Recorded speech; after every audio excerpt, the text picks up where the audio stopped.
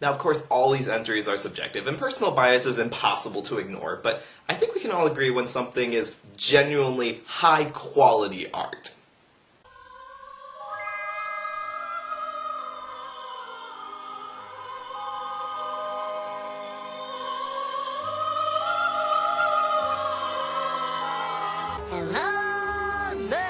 Alright, this is one most of you probably haven't seen yet, since it's from way back in 1969. It's also conceptualized by anime's granddaddy himself, Osamu Tezuka, who was ahead of even R-rated cartoon expert himself, Ralph Bakshi, in making animation for adults. Though I can guarantee you that this is honestly some classy work. When Tezuka set out to make the Arabian Nights story into a high-profile, mature anime, he made sure it was well-animated, gorgeous to look at, and absolutely dripping with promiscuity. I mean, just look at this!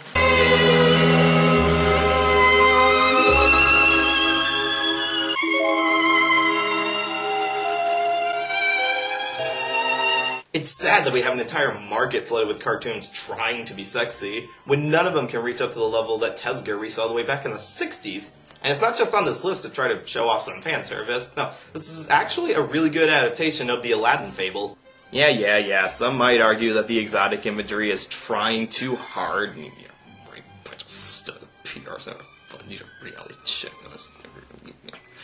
But keep in mind that the original 1001 Tales was always exotic, mature, and supposedly created for a guy that had a serious issue staying married for very long. Just for comparison, Disney's Aladdin is free-spirited, but still responsible enough to root for, which is nothing like the punk he is in the story, where all his adventures are way less kid-friendly. Nope. This is how you retain that thrilling depiction of Middle Eastern excitement with a necessary element of maturity.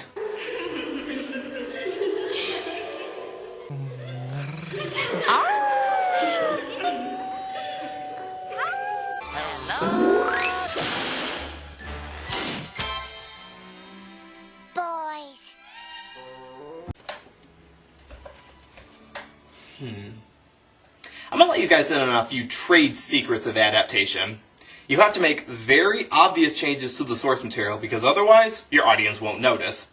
Modernizing the text to a contemporary time period is always a good idea, and at least once in your career, you have to do an adaptation of a William Shakespeare play.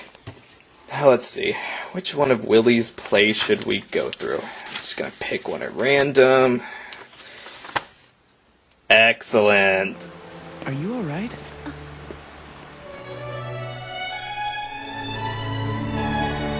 Actually, this is a really great way to reinterpret a way too popular play into something that audiences wouldn't expect to see right away.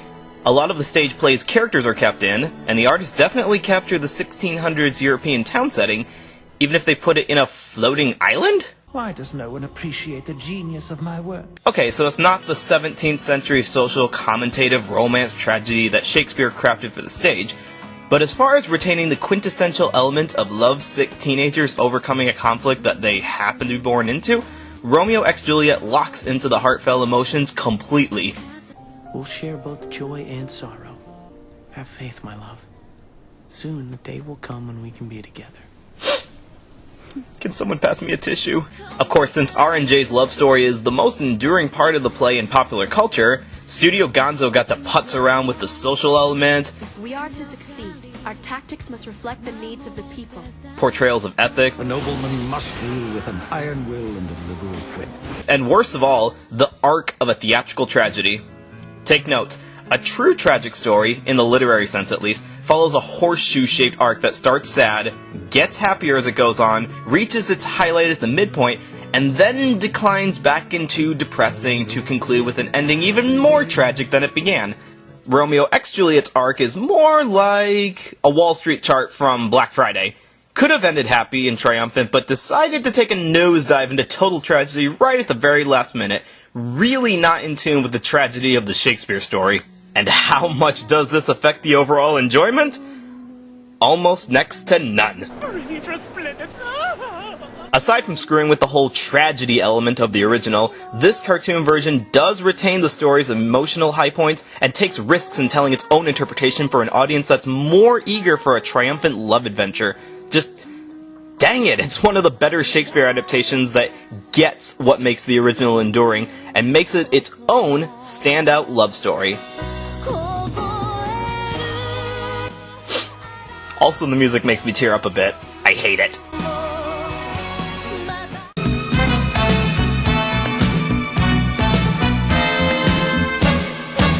Yep, not the Disney movie, not the Chuck Jones special, not that crappy Bevan-filled film version from the early 90s that nobody remembers, and if you do, you have my deepest sympathy.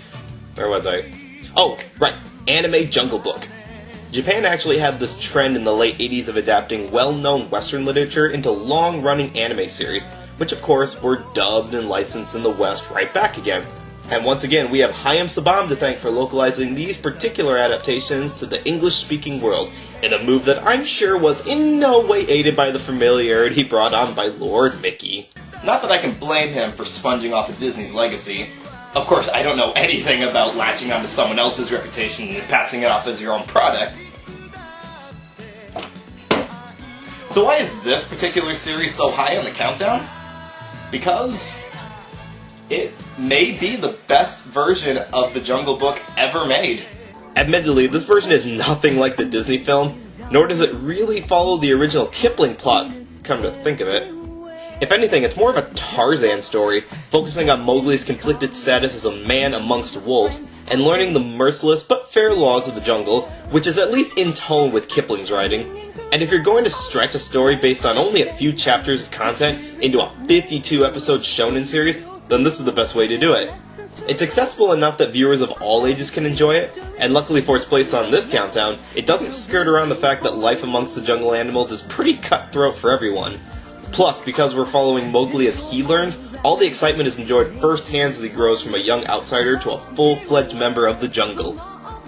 You know, why hasn't this series had as much lasting popularity as other anime from the time period? Forget about best adaptation, this is a really good show all by itself. Go check it out, people! Now available on DVD, the exciting adventures of Mowgli, Akru, Sura, and their jungle friends as they learn that growing up in the wild can be really, really brutal. Catch all exciting 52 episodes in all its late 80s animated glory.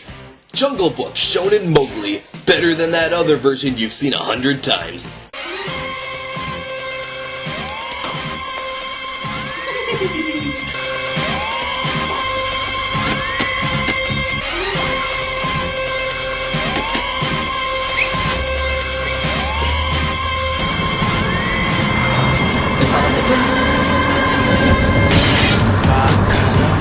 Oh yeah, that's what I'm talking about. Thief, Casanova, and badass extraordinaire. It's Lupin III, baby. Which version? All of them. Iconic green jacket screwball comedy? Check. More mature red jacket adventure? Check. Gritty, dark reinterpretation with tons of fan service? Yeah, we have that too. Because across all these versions and directors throughout the franchise's extensive history, it's still indisputably the Arsène Lupin lineage. The fact that Lupin's world has become so distinct in anime that people forget it was originally based on the novels of Maurice Leblanc is really the penultimate example of an adaptation taking on a life of its own. And yes, the fact that Lupin III is identified as the grandson of the Leblanc character, instead of writing him off as Monkey Punch's own version of the original Lupin, does murk up the adaptation definition. But let's be honest, if it wasn't to evade a huge legal battle between an author who had already been dead over 20 years when the manga was first published, zombie authors are huge sticklers for copyright after all, calling him Lupin III probably wouldn't even be an issue. Next, I can't wait to see the revisionistic manga based on the grandson of Darkwing Duck. Monkey Punch knew a good character when he wrote one, and dang does this franchise have some stellar titles to its name. Crossing both kid-friendly and not suitable for work material, the central element is always the thrill of a heist that makes it way easier for us to root for the criminals than the actual law enforcement. Because Lupin isn't just some greedy little punk, he's resourceful, a master of disguise, high on life in every country and time period that his adventures take him to. Not that we should aspire to start stealing artwork or anything, but I think we all wish we could have at least that dexterity and confidence which has endured in the character all the way to the present. And you can bet we'll be getting new Lupin anime for many seasons to come. So, with a great adaptation like Lupin taking only the number 2 spot, what could be number 1? Well, let me get my posters back on the wall, and we'll find out. Go. Alright. And the number 1 best anime adaptation of Western media, the one you've all been waiting for, that top-tier update to an utter classic is, of course, Powerpuff Girls Z. Yep, way better than that silly original. This brilliant revision of Craig McCracken's superhero satire goes the extra mile as a magical girl reinterpretation that everybody loves. It's the absolute best adaptation. I'm sorry. Get back here. You all know what the best adaptation of Western media is. Death is certain. It's our uncertain. Gung Kutsuo, the Count of Monte Cristo. Told you we'd be coming back to the French on this countdown. This is one of those instances where watching the series made me really want to read the original novel, and I was amazed at how few differences they made in adapting the book to the cartoon. They're practically the same. Well, okay, besides the futuristic outer space elements, half of the novel is a French history lesson to pad Dumas's paycheck, which you only really care about if you're a total history nut, like some people. But the other half is a brilliantly complex revenge tale, which the anime adapts pretty flawlessly. The lengths that our titular Count of Monte Cristo goes through to deceive, confuse, and destroy the men that ruined his life is so perfectly planned that you almost feel sorry for the poor schmucks. Almost. And talk about a perfect adaptation, the only noteworthy elements that the Japanese modified were the monstrous symbiote that give Edmond Dantes his powers, and the setting update to proto-futuristic France. Of course, that now infamous art style is a big selling point too, and given France's love for everything opulently extravagant, it's an understandable assault on the eyes. Did not see that there. And even in the book, the focus is on details of splendor and wealth in the country, which makes it even more tragic when things start to go bad for everybody else. Again, retaining the spirit of the original while still making it your own. Then there's the retention of the social elements, the entitlement of the upper class, basic greed versus outright naivety, the integration of 17th century artifacts into a world with frickin' spaceships, the choice to tell the story from Albert's perspective and yet keeping the plot intact by just shuffling around events and flashbacks, which I actually prefer to the plot's linear storytelling, and there's just so many good things about this cartoon, and the perfect example of how to turn a massively thick French book into flawless visual art. Gung Kutsuo, the #1 anime adaptation of Western media. Till I strike. And that's this month's top 10 list. Didn't see the entry that you were looking for? Post comment down below. And as always, rate, subscribe, all that good stuff. And remember, otaku...